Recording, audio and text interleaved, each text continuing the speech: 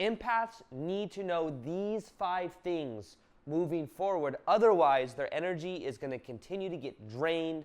They're going to continue to feel like they're obligated or responsible for everyone else's energy, and they're really not going to feel clarity on who they are and why they came here. So this video, I'm going to show you the 5 things empaths must know right now moving forward. And first off, more than anything, there's this idea of projection that I've become to realize in my own life. And first off, what is an empath?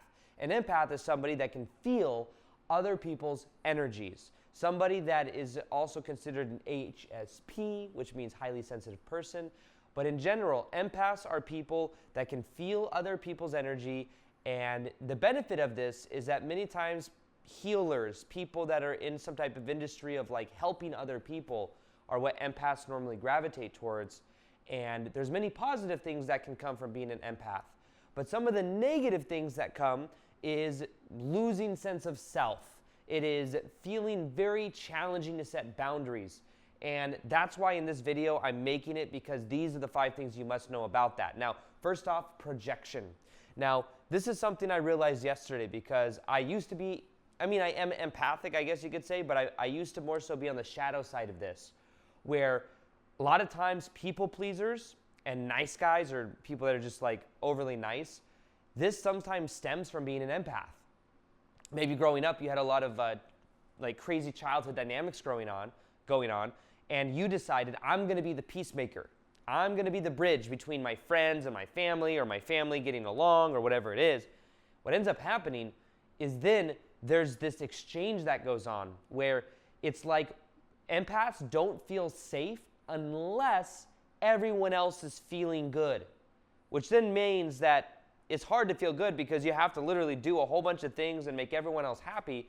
And a lot of times that people-pleasing mentality is actually a form of manipulation, because if I can make you happy or please you, then I'll feel safe, good, and complete.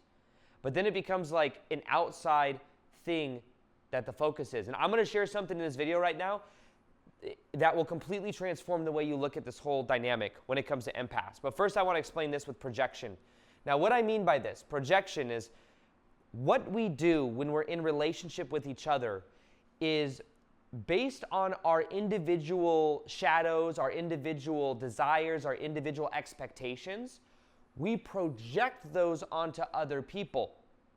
I've had it happen before. I'll explain this little example. For example, this is like a small little example of it, but nonetheless it gets the point across. When I had an ex-girlfriend back in like 2015 or something like that. And with her, I remember there was this thing where when we were together, I was also very empathic, and still am to this day, but I've known how to moderate it more now. But she had this thing where she did not like if, she had this thing where her ex-boyfriends, I guess, would pay for dinner, but then have her tip. And she didn't like that. Now, I've never been, like, that's never really been the way that I am, but with her, for some reason, we were at dinner one time, and I was like, well, I'll just continue to pay, and then you could just tip. And the response from that was so much kind of, not like trauma necessarily, but it was like this big trigger for her, because then she told me later, like, that's what my ex-boyfriend did. It's like, if you're going to pay for dinner, then pay for it. Don't have me pay tip. It was like she didn't feel valuable or like valued or something. But the weird thing is, and not that I'm blaming it on her, but I've never had that desire to do that before, but maybe because being an empath, I fell within the frame, within the expectation of somebody else. There's another aspect of my life that I won't go too deep into this, but there's someone in my life that has had trauma, somebody that I work with that's had trauma around having a boss or somebody that is a certain way, is like narcissistic. And sometimes what happens is this person can feel or get scared that that's going to happen again, which of course I'm far from that.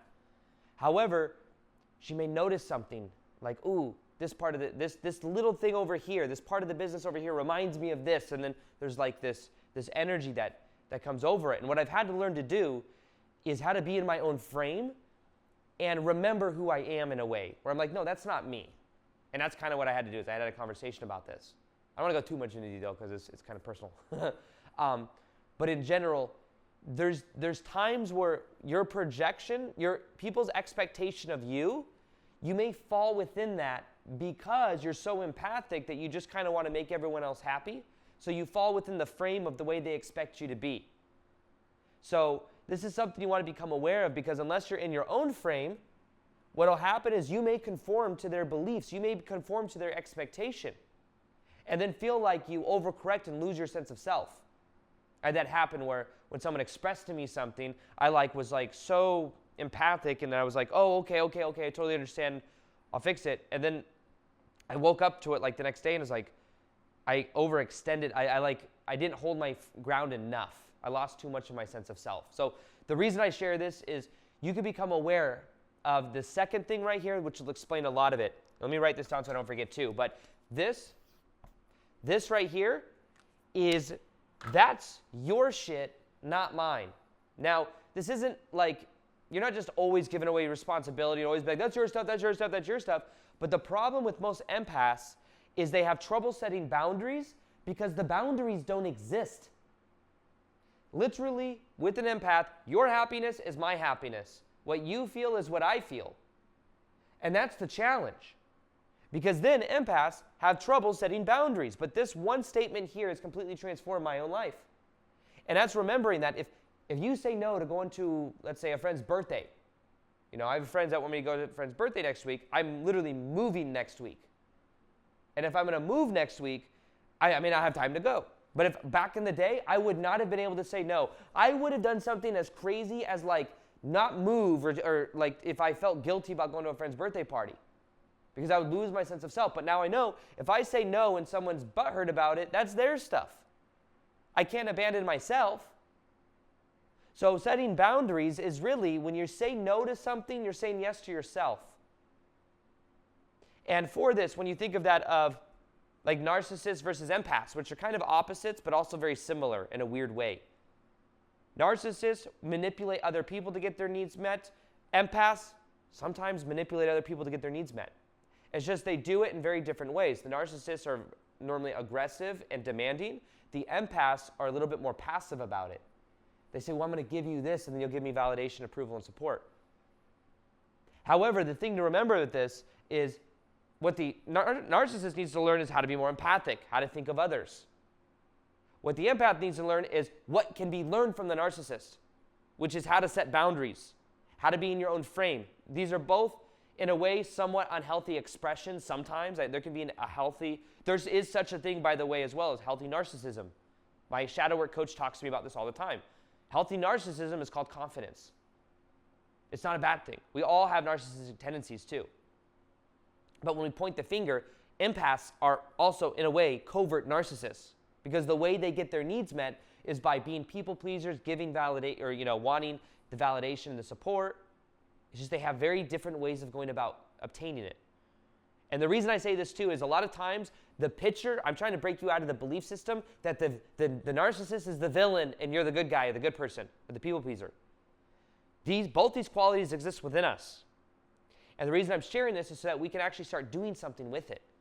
So first off, that's your shit, not mine. It's important to remember that. The next time somebody feels mad or frustrated that you're not doing something they want to do, it's okay. That's their stuff. Let them be. If they have a problem with it, that's something they can deal with. It's not yours. It's not your responsibility. I see my girlfriend sometimes deal with this because she's super empathic, and sometimes she literally takes on other people's, she wants everyone to be happy, everyone to feel nurtured, everyone to feel good, and sometimes what she does is she takes on their stuff, even her family or her friends and stuff like that, and then she has to remind herself, she's like, wait, I'm not responsible for this. It's not my job to do this. You can still be compassionate, but it doesn't mean it's your job to make everything else feel good so that you can feel safe. Now, the third part of this is frame, and that's understanding self versus other. Now, this is the one thing I want to share with you. Now, empaths, this is the way my shadow work coach explained this. It's completely transformed my life to understand this. That's why I want to share it with you. Let's imagine 0 is other, okay? 1 is self. In our reality, there's a split of these two things. 1, which is self, other, 0, which is other. Think of it like in the Matrix, there's these zeros and ones everywhere. Now what happens is if you do something which I'll explain to you in a minute, which also is a game changer, what you do is you start to become aware of, it starts to become present inside of your body. Because what happens with empaths is they're not necessarily completely in their body. They are feeling the environment of everything to get survival and safety. So what ends up happening is they have so much, they see only zeros. Narcissists see only self. Everything is me, everything is me, everything, it's all about me. I need to get my needs met. It's all about me, me, me, me, me. And then the empath's all about other. Now they both want to get their needs met. It's just that one only sees zeros, one only sees ones. Now the balance of this is number 4, which I'm going to explain to you.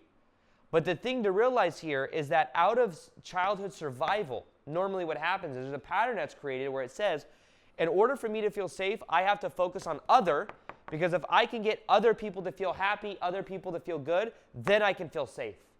Whereas narcissists say, I only see ones, and I have to manipulate my environment and be very demanding in order for me to feel safe. So think of it like this. When you go to the TFT, this trumps everything else you're going to learn, by the way. And you could say Biden to everyone else's shit. Okay? That's what you want to do here. Okay? Now, with this, it's the frame technique. Now, if you stare at a candle flame, it's so simple. And sometimes people overlook it. But all you do is you stare at a candle flame, and on the in-breath, you feel the connection to self. You feel the one. You feel you and the separation between you and the candle, you and the walls, you and your seat, wherever you are, you and your clothes. You feel present inside of your body. And on the 0, you breathe out and you just release and you feel connected to everything. That's the 0. Now, empaths always feel the 0. They feel connected to everything. That's all, we're all one consciousness. But they lack the sense of self and they abandon their self in the process. Doing the shift, the frame technique will completely transform your life, because what it allows you to do is to feel safe in your own frame, to feel safe inside your own body, and begin to more so individuate from your environment. It's not a bad thing. It's what empaths need to hear. And moving into 2000, the years beyond, what will happen is unless we become aware of this energy, we will continue to morph into other people's expectations. We'll continue to take on other people's shit and think it's ours. We'll continue to adhere to other people's frames, because here's the thing. The reason you may be attracting a narcissist is because there's actually something to learn from them. Not to be unhealthy and not to be like demanding narcissist that's like manipulated environment, but my dad, who's super empathic, attracted my ex-stepmom, who's a narcissist. My ex-stepmom, it does have the ability to manipulate other people in an unhealthy, toxic way. However, my dad has had to learn how to stand up to her. He's had to get out of his comfort zone and actually be assertive. It's something he can learn. With my ex-stepmom, she can learn maybe this life, maybe in the next life, who knows. Sometimes there's a big stubbornness here on both sides, but she can learn how to be more empathic. Guarantee you when she has a life review, she will feel that energy. So the reason I share this is because there's actually something to learn. The narcissist isn't just completely a villain. We all have our own narcissistic qualities within us. It's about, in a healthy manner, becoming aware of it and being honest with ourselves. Now, with this, and with this thing that trumps everything else, you can say, buy into that of it's your shit, not mine.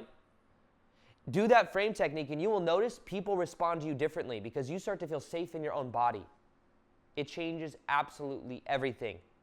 And the other thing that will change absolutely everything is when you begin to actually listen to your own inner child and give them the unmet needs that you didn't feel that you received when you were a kid.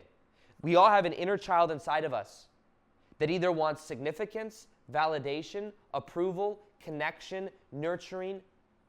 And because that need isn't met, we then use being an empath, being narcissist, or whatever to get our needs met.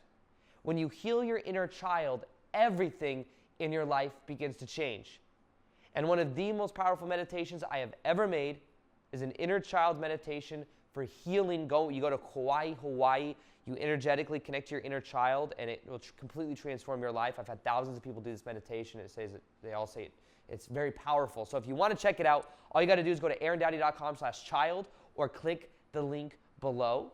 The other thing that you could do is I have a video that's very popular on YouTube. It's on empaths. We go deeper on all of this. If you want to learn more about how to turn your empath ability into your own superpower and go deep on all of these concepts, watch this video right here. It's one of the most powerful ones for empaths. Today's episode is going to be one that was inspired by a live that I did yesterday. I have something that's called the 21-day Raise Your Vibration Challenge, and I did a live in it.